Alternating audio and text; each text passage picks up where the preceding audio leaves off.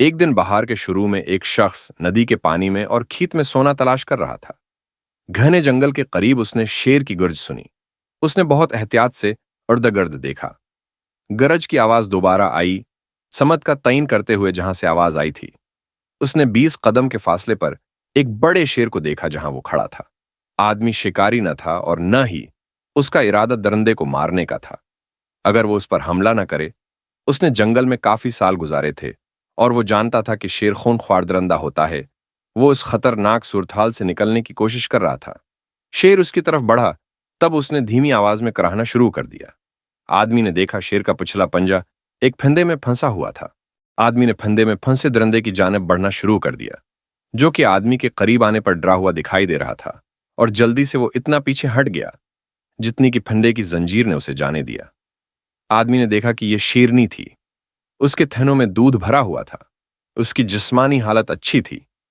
इस बात का कवी इम्कान था कि उसे फंसे हुए अभी 2 ही दिन हुए होंगे। आदमी वहां हैरानी में खड़ा काफी है। देर ये सोचता रहा कि क्या करे। उसने वापस मड़ने की हरकत की, तब उसे भूखी शेरनी के बच्चों का ख्याल आया, जो अपनी मां का इंतजार कर रहे थे। बच्चों और उनकी मां के लिए जरूर कुछ ना कुछ करना चाहिए, वो सोचने लगा। सई ने शेरनी के बच्चों को तलाश करना शुरू कर दिया। वो इस करीबी चट्टानों के गार में मिल गए। वो यकीना भूखे थे। भूख ने बच्चों को अजनबी मखलूक से डरना भला दिया। उसने एक एक करके बच्चे कपड़े के थैले में डाले और उन्हें उनकी मां के पास ले आया, जो कि फंदे में गिरफ्तार थी। बच्चे जल्दी से अपनी मां के पास चले गए। आदमी एक महफूज जगह पर खड़ा होकर खानदान के दोबारा मिलाप को देखता रहा।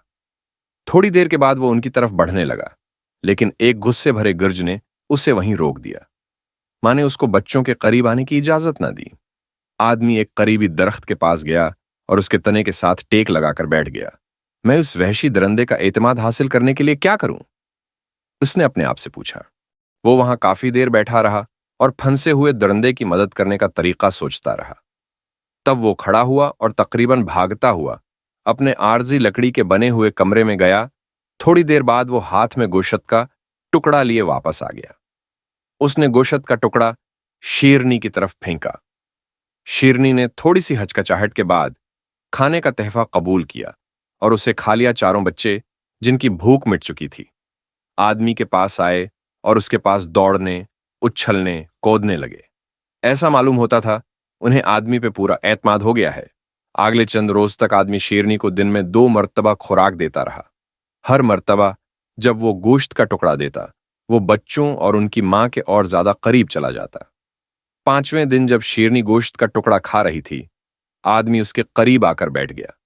दरहकीकत वो शेरनी के उस कदर करीब आ चुका था कि वो इस पर हमला भी कर सकती थी अगर वो ऐसा चाहती। वो वहां काफी देर बैठा बच्चों को थपकी देता रहा।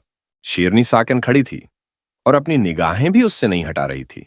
तब आहिस्ता, बहुत आहिस्ता आदमी ने अपने हाथ को हरकत दी और उसकी फंसी हुई टांग पर हाथ रख दिया, और तब वो थोड़ी सी पीछे हट गई, लेकिन उस पर हमला करने की कोशिश नहीं की।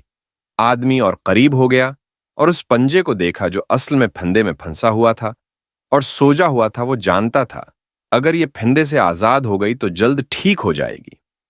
उसने अपना हाथ फंदे पर रखकर उस पर दबाव डाला। वो खुलकर उछला और शेरनी फंदे से आजाद हो गई। वो उसके पास चल कर आई। उसके हाथों को सौंघा। जंगल में जाने से पहले शेरनी रखी, वापस मुड़ी और आदमी की तरफ देखा। वो उसे अलविदा कह रही थी।